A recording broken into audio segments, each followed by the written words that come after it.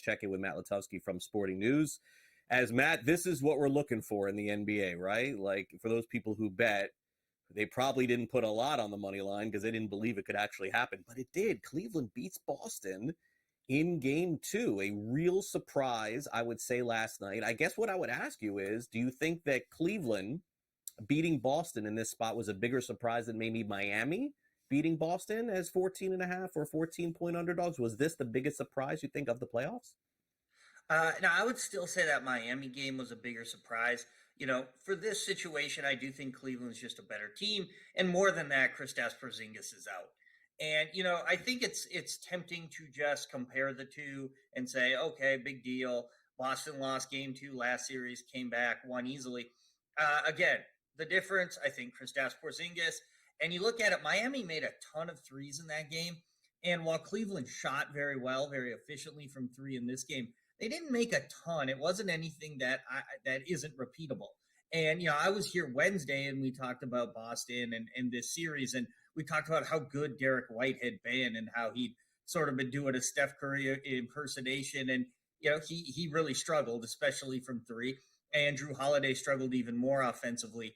So that's probably a big reason why this game happened, in addition to Cleveland playing well, out-rebounding Boston, out-shooting them from 3.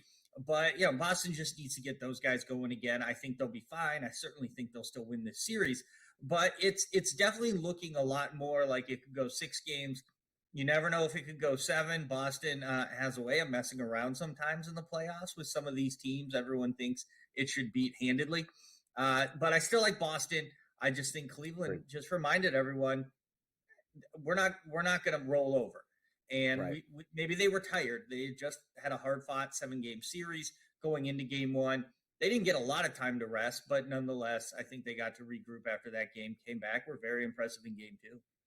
Yeah, definitely so. Okay, so now let's get to the game last night also between Dallas and Oklahoma City.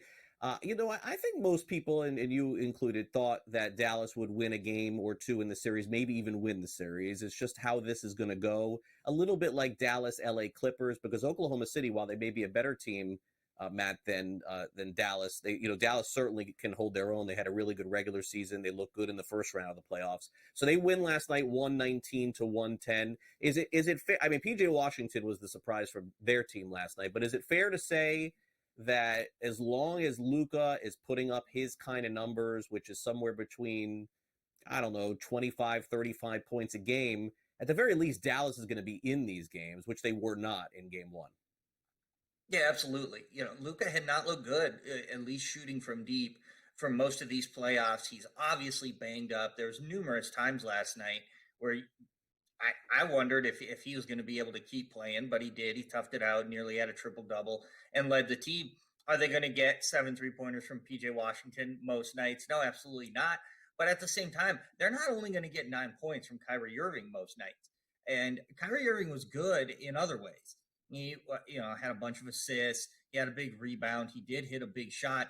But 9 points when Kyrie Irving plays 42 minutes is not likely most nights.